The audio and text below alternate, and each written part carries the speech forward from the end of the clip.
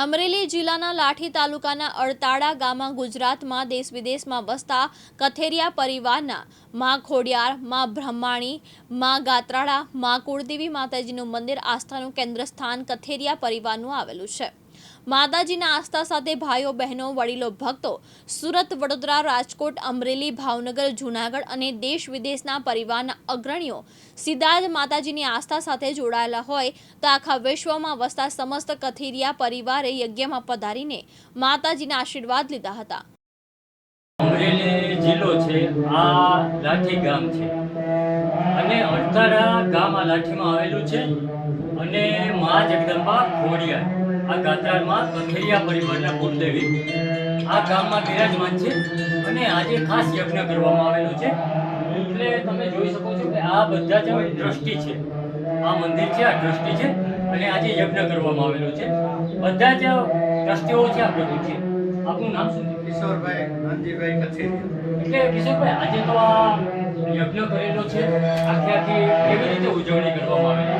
આ મારા કુળદેવી કથેરિયા પરિવારના છે અને 31મો પાટોત્સવ છે। અત્યારે માતાજીનો યજ્ઞ થાય છે।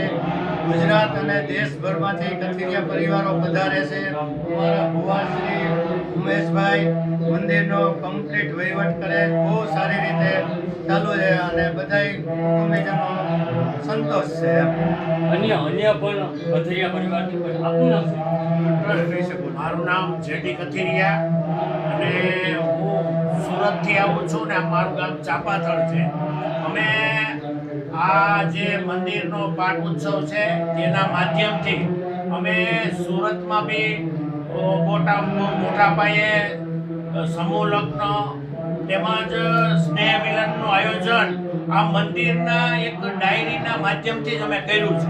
એટલે આ મંદિરની અંદર ખૂબ મોટા પાયે લગભગ અમારા 136 ગામમાં કથેરિયા પરિવાર રહે છે।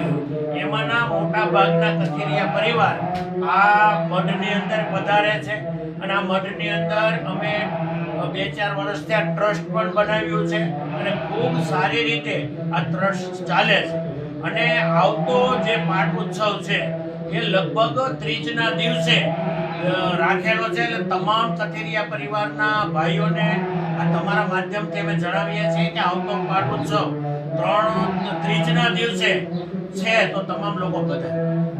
એટલે તમે જોઈ શકો છો કે ભુવાશ્રી ઉમેશભાઈ છે એટલે મંદિરના અને બધા જ ટ્રસ્ટીગણ હવે લગભગ તમે સમજી લો કે ગુજરાત અને રાજ્ય બધા અને દેશ વિદેશ યુકે સહિતના કથેરિયા પરિવાર આ મા કુળદેવી ખોડિયારમાં ગાત્રાળમાં મા જગદંબાને માથું ટેકવવા આવેલા છે અને ધામધૂમથી ભોજન, પ્રસાદ અને યજ્ઞ ધામધૂમથી આજે આ 8મનો યજ્ઞ મનાવવામાં આવેલો છે। આ પાટોત્સવ એટલે 32મો પાટોત્સવ છે અને ખુશખુશાલ તમે જોઈ શકો છો કે બધા જ કથેરિયા પરિવાર ભાઈઓ બહેનો બાળકો બધા જ આ યજ્ઞમાં ભાગ લીધેલો છે।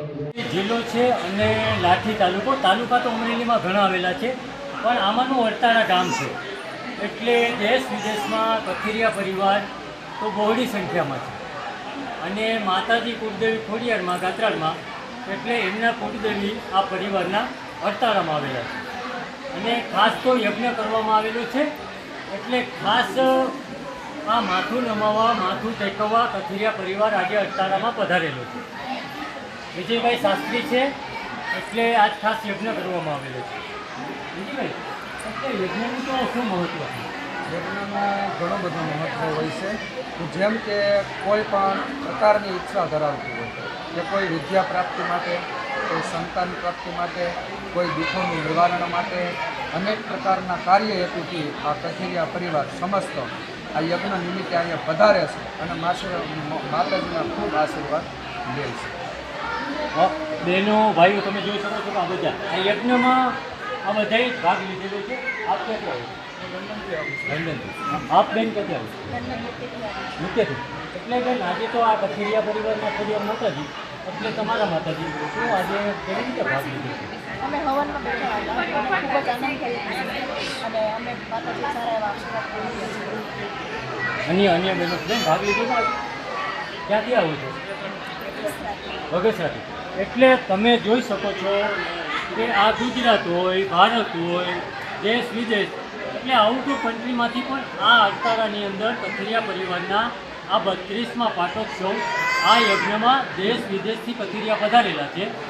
અને માતાજીનો જે આ ટેકો નમાવવાનું, આ માથું જે નમાવવાનું છે વર્ષમાં એક જ વાર, એટલે આજે 8મનો યજ્ઞ હતો. અને બધા જ કથિરિયા પરિવાર, તમે જોઈ શકો છો કે યુકે, લંડન, ઓસ્ટ્રેલિયા, આફ્રિકા, આ તો બધા જ કથિરિયા પરિવાર દેશ વિદેશમાં વસતા હોય. અને ખાસ તો તમે જોઈ શકો છો કે બધા જ ભૂદેવો, એમના વગર તો આ યજ્ઞ ન થઈ શકે. એટલે માતાજીની આરાધના, ભોજન, પ્રસાદ, ભજન, યજ્ઞ કથિરિયા પરિવારે